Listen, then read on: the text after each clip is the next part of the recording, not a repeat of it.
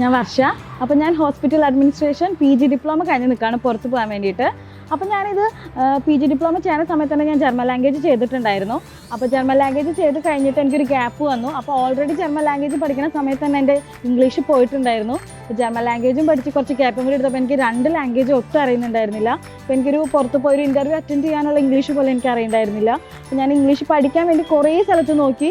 അപ്പോൾ എനിക്ക് ഇൻഡിവിജ്വലായിട്ട് പഠിക്കണം, എനിക്ക് കുറേ ആൾക്കാരുടെ കൂടെ ഇരിക്കുമ്പോഴൊരു നാണം എല്ലാം ഉണ്ടായിരുന്നു, കാരണം എനിക്ക് ഒട്ടും അറിയാത്ത കാരണം കൊണ്ട്. അപ്പോൾ അങ്ങനെയാണ് ഞാൻ CC ഇംഗ്ലീഷ് ഹബ്ബിൽ വരുന്നത്.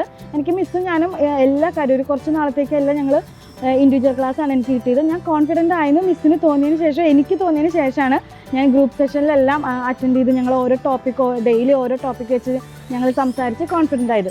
എനിക്ക് 30 ദിവസത്തെ ക്ലാസ്സാണ് ഞാൻ എടുക്കാൻ വിചാരിച്ചത്. പക്ഷേ എനിക്ക് പുറത്ത് പോകേണ്ട കാര്യങ്ങളെല്ലാം റെഡി ആയി വന്നപ്പോൾ എനിക്ക് 18 ദിവസത്തെ ക്ലാസ് അറ്റൻഡ് ചെയ്യാൻ പറ്റുള്ളൂ. അപ്പോഴേക്കും എനിക്ക് മിസ് ഒരു ഇൻ്റർവ്യൂ എങ്ങനെ അറ്റൻഡ് ചെയ്യണം, അതുപോലെ തന്നെ ഒരാളോട് സംസാരിക്കുമ്പോൾ എങ്ങനെയാണ്, എന്തൊക്കെയാണ് നമുക്കൊരു ഡെയിലി ജീവിതത്തിൽ നടക്കുന്ന എങ്ങനെ സംസാരിക്കാം എന്നെല്ലാം എനിക്ക് പരിഷ മിസ്സാണ് എല്ലാം പഠിപ്പിച്ചത്. എനിക്ക് പരിഷ മിസ് മാത്രമല്ല, നിത്യ മിസ് ഉണ്ട്, അങ്ങനെ കുറേ പേരുണ്ട് ക്ലാസ്സിൽ. എൻ്റെ ടീം എല്ലാവരും എന്നെ സപ്പോർട്ട് ചെയ്തിട്ടുണ്ട്. അപ്പോൾ നിങ്ങൾ ഇംഗ്ലീഷ് പഠിക്കണം, അല്ലെങ്കിൽ നിങ്ങൾ പുറത്ത് പോകാൻ നിൽക്കുന്ന ഒരാളാണെന്നുണ്ടെങ്കിൽ നിങ്ങൾ എന്തായാലും CC ഇംഗ്ലീഷ് ഹബ്ബിൽ വന്നിട്ട് ജോയിൻ ചെയ്ത് നോക്കിയൊക്കെ എനിക്ക് ഭയങ്കര കോൺഫിഡൻ്റ് ആയി. നിങ്ങൾക്കും അങ്ങനെ കിട്ടുമെന്നാണ് ഞാൻ വിചാരിക്കുന്നത്. Thank you.